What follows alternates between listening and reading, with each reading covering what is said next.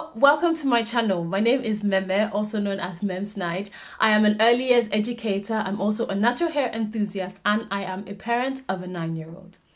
In today's video, I'm going to be telling you a story that makes me laugh every time I think about it, and I thought it would be a nice idea to share this story with you. If you are new, welcome to my channel. Subscribe. I make natural hair videos, parent teacher tip videos, and I make talking inspirational videos. If you're interested in any of this, please subscribe and join the family. Some of you might know I did my Montessori training in 2008, completed in 2009. I got my first proper Montessori job in January 2010, and I absolutely love it. My first experience there, I told the children a story. So I told them a story. I cannot remember for the life of me what the story was about. But the only thing I remember is the next day I went to work and the children said to me, it was story time. I brought out a book and they said, oh no, tell us the story about yesterday. Tell us the story about yesterday. Let's say I told a story about a man who was riding a bike. So they said, tell the story about the man riding the bike. Tell the story about the man riding the bike. So here I am, like, oh my gosh, I can't remember this story, but I'll try. So I started the story. I'm like, once upon a time, there was a man, blah, blah, blah, blah. He was riding a bike and he went to the... They're like, no, that's not what happened to him. He didn't go to the shop. He went to the house first before he went to the shop. I was like, okay. All right. So he went to the house and then he went to the shop. The man's name was James. No, his name isn't James. His name is Bob. I was like, okay, calm down. So Bob went to the shop and then afterwards he went to the park. No, I could not tell this story. Like, they kept on interrupting, kept on correcting me. It was just a disaster. So I said to myself, now, if you're going to tell a story, remember, you have to remember the character names. You have to remember it.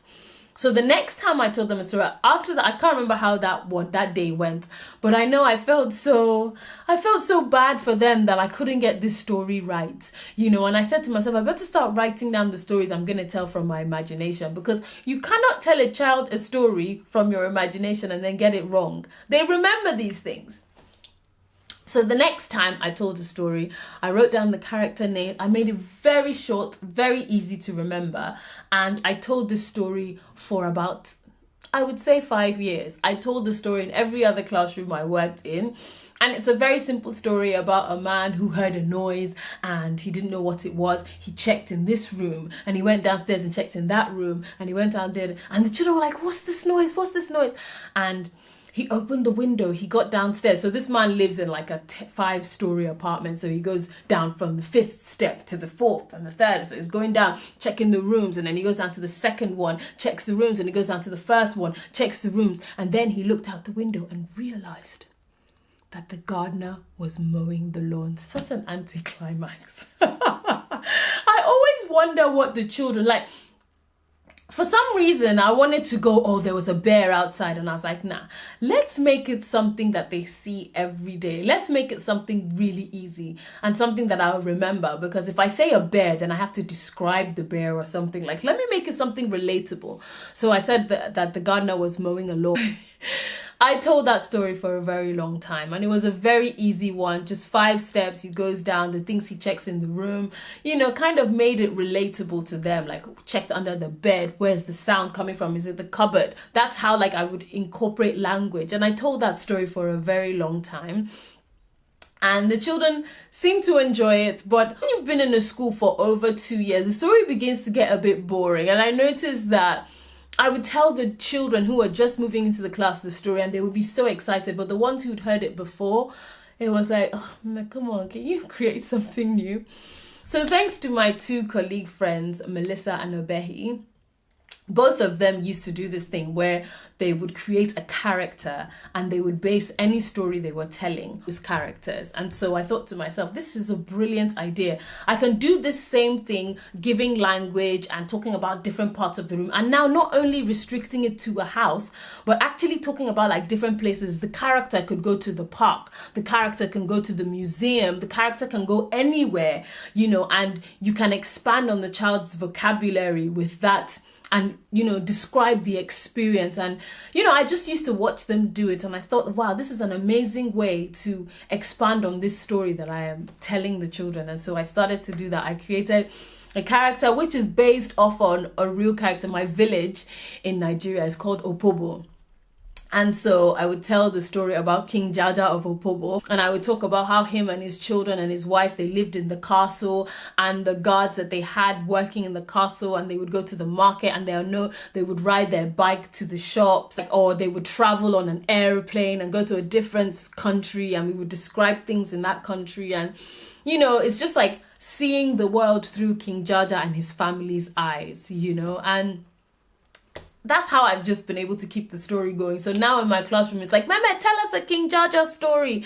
And not only is it talking and celebrating my culture, you know, my beautiful village, Opobo Kingdom, not only is it celebrating that, but it's also giving the children, you know, it's expanding their vocabulary, it's giving them the language, it's giving them an experience, you know, of different parts of the world through the stories. And it's just expanding on their imagination, and it's doing so much more than just telling a story, you know. And I just find it sometimes when the children say to me, oh Mama, tell us a King Jaja story, I smile to myself, because I'm like, this my little village in Nigeria, River State, has become a figment of the children's imagination, you know. And I just thought that it was beautiful. I might bring that to my story time videos. Anyway, part of the reason why I decided to talk about this is because now that I've started doing these story and song videos, some of the children in my classroom watch my videos.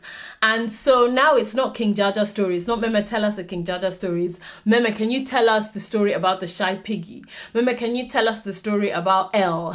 You know, and how my characters have come to life in my classroom. And I remember one of the days I was telling the story about the shy piggy, and one of the children said, but Mama, where is the shy piggy? Why didn't you bring the shy piggy? And I'm like, the shy piggy's at home. And thankfully, because of editing, if you are a YouTube content creator, you know that making these videos, editing a video can take sometimes 3 hours to get it right. So editing and playing it back over and over and over again, the story gets ingrained in your mind.